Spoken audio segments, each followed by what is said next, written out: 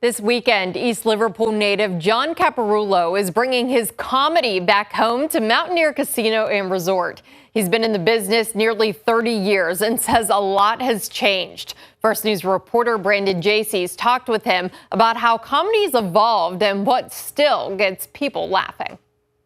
It's almost like 24 hours a day. When John Caparulo started comedy in 1997, the business was much different. Now there's social media and streaming services. But like anything, you adapt. I have a series called Caplets where I was just like, I love putting out like short sets that I would go do like just on a random night working out somewhere at a comedy club versus, putting out like long specials all the time, which is how it used to be. In the process of trying to make an animated series, Caparulo's created a comic book called A Cartoon Comic, with hopes of still making it into a show one day. I thought I would take sort of the idea of, following a stand-up comedian's life, but then you can sort of go off the rails with the comedy. Microwave on medium for 4.5 minutes. Remove stir potatoes. Whoa, what that stir potatoes?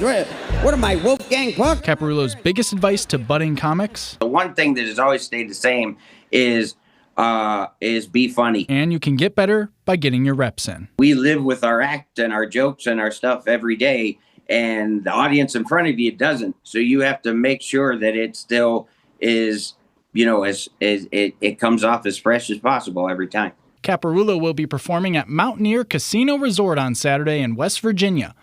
But it won't be the first time he's worked there. I was an intern for a day, and I couldn't follow the horses with the camera, and they asked me to leave.